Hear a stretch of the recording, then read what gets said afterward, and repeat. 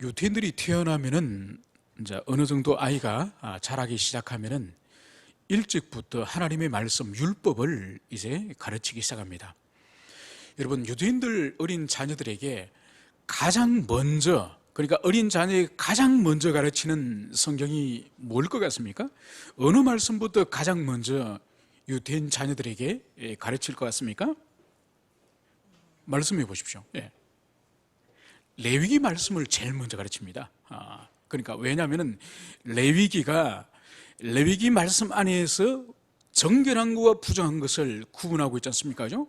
그래서 거룩한 것과 속된 것을 그 어린 아이 때부터 가장, 그러니까 그 아이들이 이 세상에 오염되기 전에 그 내면 가운데에 정한 것과 부정한 것, 거룩한 것과 거룩하지 않는 것을 가장 먼저 아이들에게 그 많은 하나님의 말씀 가운데서 레위기를 가장 먼저 가르치는 것이죠. 의미가 있죠, 그죠? 그러니까 성경이 기록될 순수로 보더라도 모세가 제일 먼저 레위기를 기록하지 않았습니까, 그죠? 그것처럼 가장 먼저 어린 자녀들에게 이 레위기를 통해서 정결과 부정, 거룩과 부정을 아이들의 심령 가운데 그것을 가르쳐서 심겨주는 것이죠. 여러분, 거꾸로 그러면은 이 유대인들에게 가장 나중에 가르치는 말씀이 뭘까요? 가장 마지막에 가르치는 그것이 바로 오늘 우리가 읽었던 에스겔서예요. 이 에스겔서를 유대인 자녀들이 가장 나중에 가르치는 말씀이 이 에스겔서예요. 왜 그럴까요? 어려우니까. 이 말씀이 어려우니까. 우리가 읽어봐서 알겠지만은 이 에스겔서 안에는 다른 어떤 성경보다가 상징적인 행위라든지 비유라든지 표적이라든지 이런 것들이 아주 많이 있습니다. 특히 영적 세계관에서 우리가 오늘 읽지 않았습니다만 오늘 4절 이후로부터 1장의 마지막 부분까지는 하나님의 영광의 모습이요, 특히 하나님의 피조물 가운데에 이 주님을 옹이하는 하늘의 천사의 모습을 이 에스겔서에서 아주 상세하게, 그러니까 신약에서는 요한계시록이 아주 신비로운 그런 영적 세계를 밝히고 있다고 한다면은 이 에스겔서는 바로 영적 세계에 대해서 아주 밝은 진리를 가르쳐 주는 거죠. 그래서 이 에스겔서는 매우 난해하고 어려운 성경이에요. 그래서 히브리인들도 자기 자녀들에게 레위기를 가장 먼저 가르친다고 한다면은 이 에스겔서는 제일 마지막에 가르치는 그런 성경이라고 볼 수가 있습니다. 이 에스겔서는 구약의 17권의 선지서 가운데 한 권이에요. 그러니까 17권의 선지서가 있지만은 그 가운데에 대선지서라 불리는 많은 양을 차지하고 있는 성경이 4권이 있죠, 그죠? 이사야서, 예레미야서, 그리고 다니엘서와 함께 이 에스겔서, 이 4권이 방대한 분량으로 기록된, 그렇게 우리가 네 권의 대선지서라 부릅니다. 그 가운데에 한 권입니다. 그리고 우리가 선지서라고 부르기도 하고 또 예언서라 부르기도 하지만은 우리가 선지서 또는 예언서라고 하는 이 우리 한글로 번역된 이 의미가 주도적으로 가지고 있는 의미가 뭔가 하니까 마치 장래의 일을 예언하는 것이 선지자의 본질적인 사명인 것처럼 우리는 그렇게 미래일을 밝히는 것이 선지자의 사명인 것처럼 그렇게 연락합니다. 이 선지자, 나비, 히브리어로 나비라고 하는 이 사명자의 사명은 그것이 아니에요. 이 나비, 이 선지자의 본질적인 사명은 뭔가 하니까 첫째는 모세 율법에 아주 탁월한 박사들이에요. 이들의 말씀 사역의 본질은 뭔가 하니까 모세의 율법을 근거로 하는 사역이에요. 그래서 이 사람들은 모세 율법에 아주 박식하고 이 모세 율법을 근거로 하여서 1차적인 사역이 뭐냐, 자신이 지금 살아가고 있는 그 현실의 영적인 그들의 도덕적인 윤리적인 삶을 먼저 모세 오경 하나님의 말씀을 통해 현재를 판단하는 거예요. 그래서 현재 이스라엘 백성들이 그들의 패역함과 죄와 우상 숭배와 그 모든 악한 모습을 모세의 율법에 근거하여서 현재의 삶을 판단하는 거예요. 그래서 너희들이 지금 여호와의 율법을 떠나서 이렇게 악하게 살고 있다, 이런 삶을 너희들이 돌이키지 않으면 이렇게 망한다, 그리고 이런 징벌이 있을 것이다, 이런 이방인의 공격이 있을 것이다, 아니면은 하늘의 문이 막히고 기근과 질병이 있을 것이다. 여러분, 그래서 모세 율법을 근거로 하여서 현실의 부도덕과 범죄를 먼저 판단하는 이 일이 먼저 있어요. 그리고 그것에 대해서 순종할 때 하나님이 이렇게 구원해 주시고 이렇게 은총을 베풀어 주실 것이고, 불순종할 때는 이런 징계와 이런 심판이 있을 것이다. 이게 나비, 즉 선지자의 사명이에요. 그래서 우리가 예언자 그러면 현재의 삶에 대해서는 전혀 판단하지 않고 미래에 일어날 일만 예고하는 것처럼 그렇게 오해해서는 안 된다는 거죠.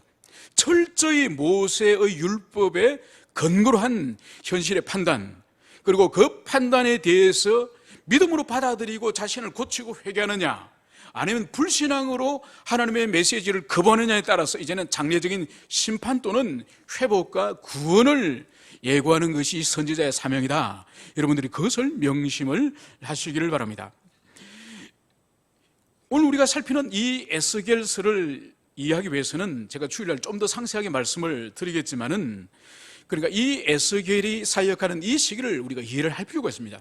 그러니까 이 시기는 이미 나라가 기울여서, 나라가 이미 망국을 향해서 치달려가고 있는 그 시점이에요. 그러니까 이스라엘 백성은 단 한 번에 이렇게 나라가 망하는 것이 아니에요.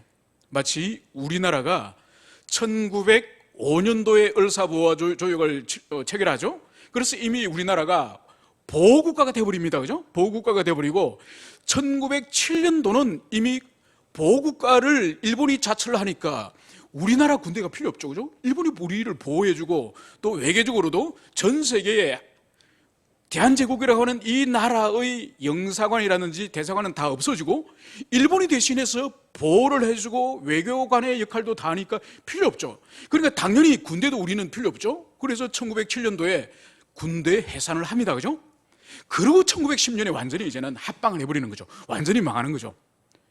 그런 단계를 거쳐서 1905년, 1907년, 1910년 이 3단계로 나라가 망해가는 것처럼 이 이스라엘이 망하는 것도 그런 비슷한 순서로 망합니다.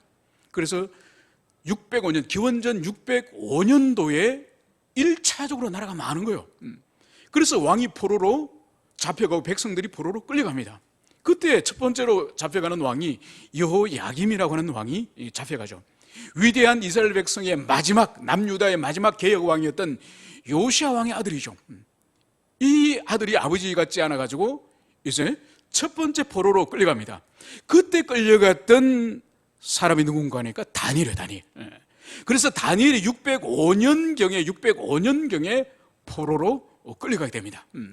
그러고 나서 8년이 지나고 나서 두 번째로 이제 여호야긴, 그리고 여호야김의 아들 여호야긴이 두 번째로 이제는 배신을 해가지고, 바벨론에 배신을 해가지고 이집트와 몰래 소통을 하면서 다시 독립을 하려고 그러다가 또다시 느부갓네살 왕에게 두 번째로 포로로 끌려가니 그 왕이 여호야긴 왕이고 그 왕과 함께 끌려갔던 사람이 이 에스겔이에요.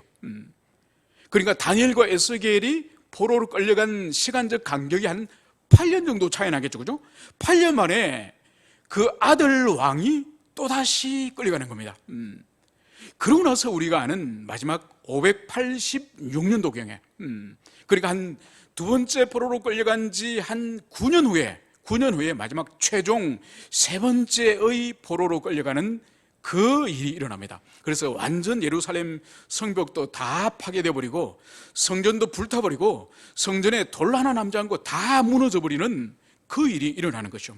그래서 여러분들이 첫 번째 포로로 끌려갔을 때는 다니엘이 함께 갔었고 한 8년 후에 이 에스겔이 포로로 끌려갔다는 것을 여러분들이 기억을 하시길 바랍니다. 그래서 이런 역사적인 배경을 가지고 이제 오늘 본문을 이제 보면은, 오늘 성경은 30째 해 넷째 달 초 5해에 이렇게 기록을 하고 있습니다. 오늘 이 에스겔서를 시작하면서 에스겔이 이 30째 되는 해, 그러니까 이 30째 30년째 되는 해라는 것이 도대체 무슨 의미인지 앞에 수식어가 붙지 않습니다. 그러니까 무엇을 한지 30년째 되는 해인지 앞에 수식어를 붙지 않기 때문에 이 해석에 대해서 많은 역사적으로 신학자들의 많은 논의가 있어 왔습니다. 많은 논의가 있었지만은 지금 지배적인 논의는 뭔가 하니까 이 30째 되는 해라는 것은 이 에스겔이 태어난 지 자신의 출생의 시점으로부터 30년째 되는 해다, 그렇게 해석을 하는 것이 지배적입니다. 왜냐하면은 이 30년째 되는 해, 이 해에 오늘 우리가 2절, 3절을 우리가 살펴보겠지만은 바로 이 에스겔이 선지자로서 소명을 받는 시점이 이 30년째 되는 이 해인 것입니다.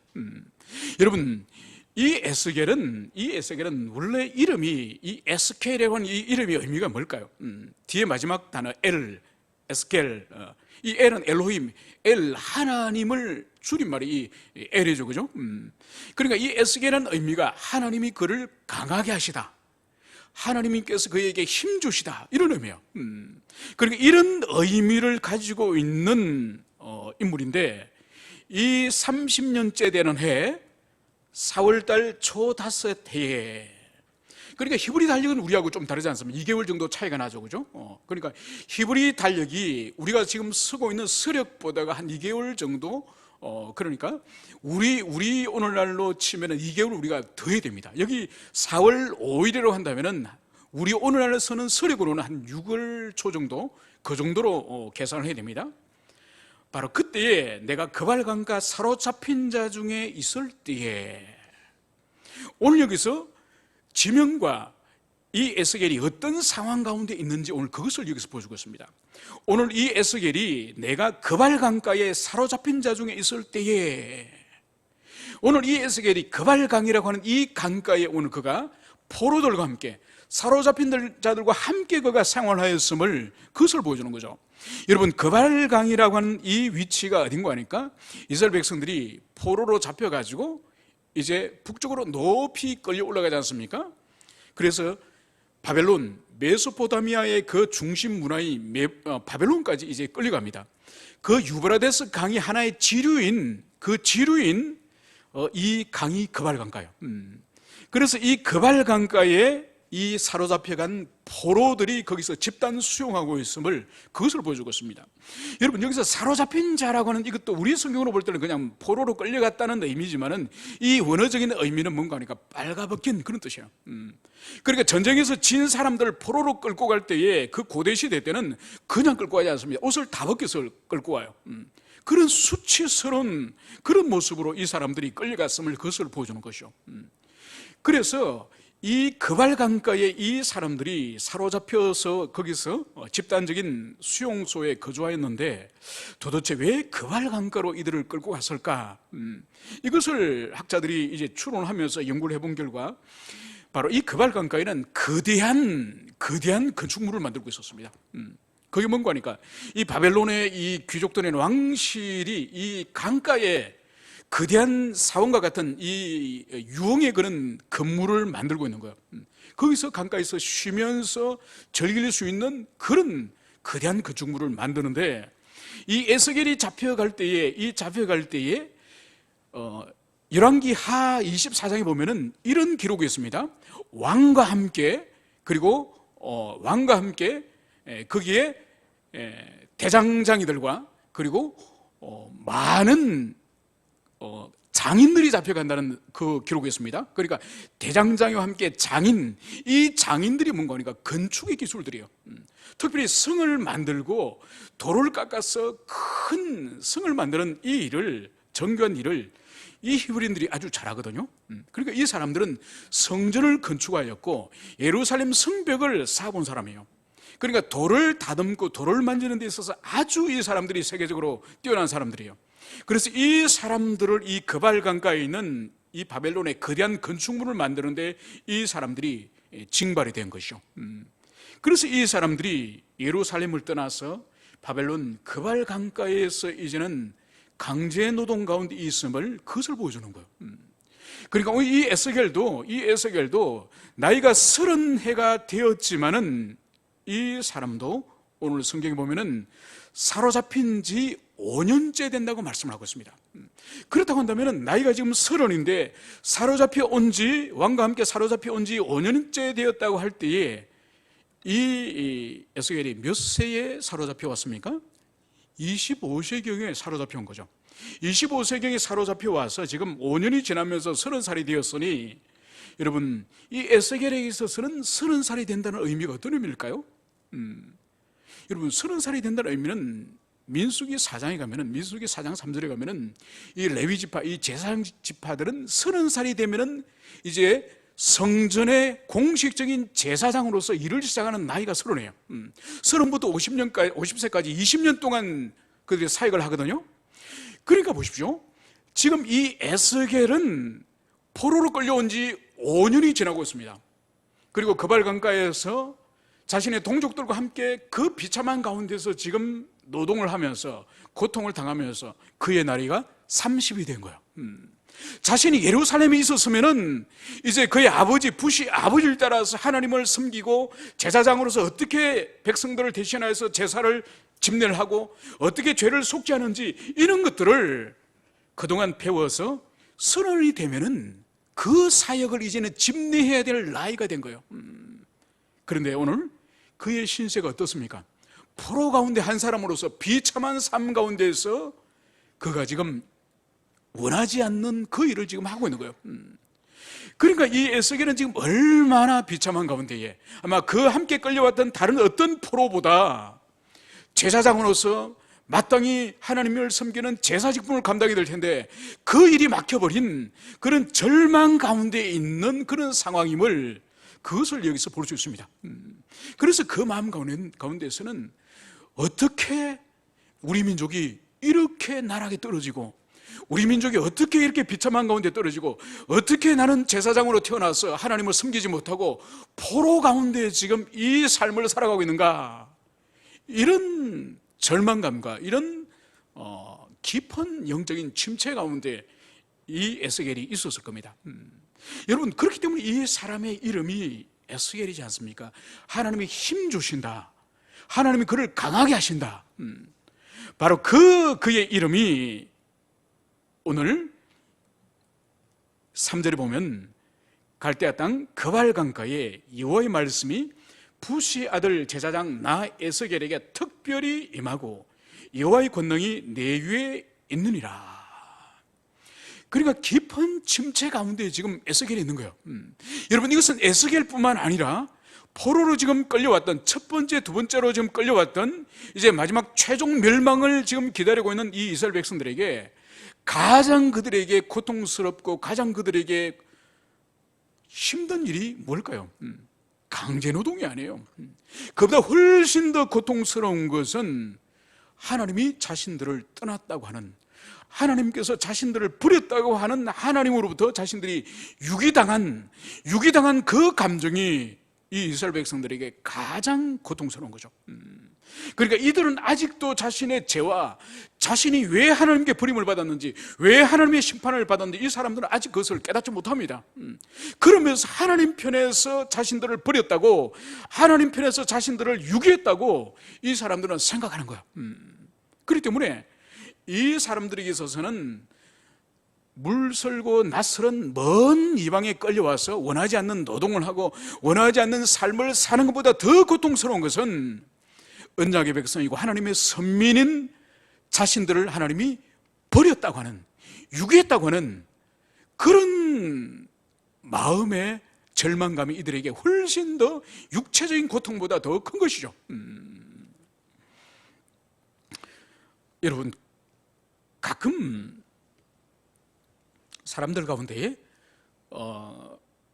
어릴 때 이렇게 부모님에게 버려진 그런 사람들을 가끔 볼 수 있습니다.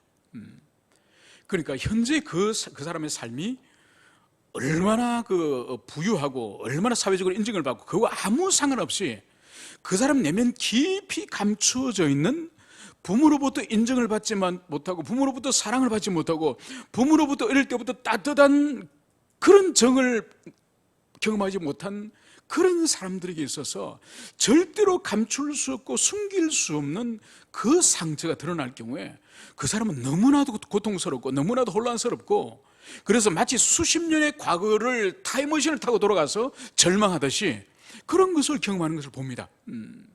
바로 뭔가 하니까 마땅히 사랑을 받아야 되고 마땅히 사랑해야 될 그 관계 가운데서 그것이 결여되었을 때에 얼마나 그 사람의 정체성을 뒤흔드는지 모릅니다. 여러분, 그것처럼 이스라엘 백성들이 영적으로 눈이 멀고 아직도 자신들의 허물과 죄를 발견하지 못함으로 말미암아서 왜 그들이 하나님 앞에 심판을 당하고 징계를 받는지 그것을 그들이 분명히 깨닫지 못하고 하나님께서 일방적으로 자기를 버렸고 하나님께서 일방적으로 자기들을 이방세계 가운데 던져버린 것처럼 이 사람들은 절망을 하고 있는 것이죠. 바로 이때에 오늘 성경은 여호와의 말씀이 그발 강가에 있는 이 에스겔에게 오늘 하나님의 말씀이 특별히 임하였다, 이 말씀을 여기서 하고 있으며, 그리고 나아가서 여호와의 권능이 내 위에 있느니라. 하나님의 권능의 그 손길이 바로 오늘 에스겔 위에 있다, 이 말씀을 여기서 기록을 하고 있습니다. 그래서 오늘 우리가 읽지 않았습니다만 4절부터 오늘 28절에까지 이 말씀이 바로 뭔가 하니까 이 말씀이 하나님의 영광의 현현이에요. 그리고 하나님께서 천사들과 함께 하나님의 성전에서 하나님을 수용되는 그 네 생물, 그 네 천사와 함께 여호와 하나님께서 이 그발강가, 이 바벨론 그발강가 그 하늘 위에 여호와 하나님이 임재하시는 이 모습이 이제 이 4절 이하에 등장합니다. 여러분, 이 말씀은 이사야 7장에 가면은 이사야 선지자가 성전에 들어갈 때에 우시아 왕이 죽는 그 해에 이스라엘 백성들이 모두 그 위대한 왕이었던 그 우시아 왕이 죽음으로 말미암아서 절망하고 있을 때에, 그래서 이사야가 하나님의 성전에 들어갔을 때에 무엇을 경험합니까? 성전 안에 가득 임한 하나님의 영광을 경험하지 않습니까? 그죠? 그래서 지금까지는 백성들과 모든 이스라엘 사람들이 그 우시아 왕이 위대하고 강성대국을 이룬 그 우시아 왕을 의지하고 그 왕을 잃어버리고 말미암아서 그들이 절망하고 있을 때에 성전에 가득 임재하신 하나님의 그 영광 앞에서 이스라엘이 진정으로 의지하고 진정으로 바라봐야 될 그분이 우시아 왕 같은 세상의 왕이 아니라 여호와 하나님이심을, 그것을 이사야에게 계시하지 않습니까? 그죠? 그때 이사야가 성전에 들어가서 보좌 위에 높이 들려진 그 여호와 하나님을 이사야가 경험하지 않습니까? 그죠? 오늘 그 장면이 이 4절 이하에 등장합니다. 그래서 이 네 생물, 네 천사가 이끄는 바로 하나님의 그 보좌를 끌고 오는, 하나님의 보좌가 이동하여서 마치 마차를 이 네 천사가 끌고 오는 것처럼 예루살렘 성전에서 이사야가 경험했던 그 하나님의 보좌가 백성들이 포로로 끌려와서 신음하고 절망하고 있는 이 그발강가 현장으로 여호와 하나님이 찾아오시는 거예요. 그래서 이들이 가지고 있는 그 잘못된 신학, 잘못된 고정관념, 하나님이 자신을 버렸다고 하는 이 잘못된 신학을 오늘 깨시고 신음하고 고통하고 절망하는 언약의 백성이 있는 곳에는 언제든지 하나님이 함께 하신다고 하는 하나님의 편재성을, 여호와의 편재성을 오늘 여기서 보여주는 것이 바로 이것이 1장의 말씀이에요. 여러분, 이 1장의 말씀은 우리 주 예수 그리스도께서도 이 땅에 계시면서, 그리고 성천하시면서도 그분이 계시하지 않으셨습니까? 내가 너희와 함께 세상 끝날까지 내가 함께하리라. 이미 구약에서도 이미 언약의 백성들에게 너희들이 가는 곳마다, 너희들이 고통을 당하는 곳마다 내가 부재한 것이 아니라 내가 항상 동행한다. 그것을 오늘 이 하나님의 사람 이 에스겔에게 특별히 이 신적인 권능을, 이 영광을 오늘 충분히 오늘 이 에스겔이 경험하게 하는 거예요. 그래서 이 선지자 에스겔이 먼저 소명을 받는 이 시점이, 그가 제사장으로서의 주님을 성전에서 섬겨야 될 그 나이에 그가 섬기지 못하고 절망하고 있을 때에 이제는 제사장이 아닌 이스라엘 백성 민족의 선지자로 오늘 하나님이 부르시는 그의 나이가 30이며, 그리고 그 부르심은 오늘 영광의 경험, 바로 예루살렘 성전에서 계셨던 그 하나님께서 이제는 그발강가로 찾아오셔서, 그리고 제일 먼저 이 선지자 이 에스겔에게 내면에 충만한 영광의 경험을 하면서 이제는 그가 그의 남은 여생을 사역할 수 있도록 오늘 그것을 여기서 보여주고 있음을, 그것을 깨닫습니다. 여러분, 이제 말씀을 정리하고자 합니다. 구약의 이스라엘 백성들에게도 그 백성들이 가는 곳마다, 절망하는 곳마다, 신음하는 곳마다 여호와께 찾아가셔서 당신의 영광을 드러내시고 당신의 백성들을 향하여 변함없이 사랑하시는 여호와의 그 사랑을 이 에스겔서, 이 포로들에게도 보여주셨던 것처럼 그리스도 예수, 그분은 지금도 변함없이 교회와 우리 자신과 함께 계심을 우리는 굳세게 그것을 붙잡아야 될 것입니다. 그러므로 우리가 어떠한 이 포로와 같은 이 절망 가운데서, 이 비참한 가운데서도 위로하시는 하나님을 만났던 것처럼 우리 삶이 어떠한 낮아짐과 어떠한 절망 가운데 있더라도 우리 안에 계시는 성령님, 또 우리와 함께 하시는 그리스도 예수, 그분께서 계심을 우리는 굳세게 믿으면서 그분이 말씀으로 우리를 이끄시는 대로 우리가 순종하며 따라가기를 결단하는 우리 모두가 되었으면 좋겠습니다. 함께 기도하시겠습니다.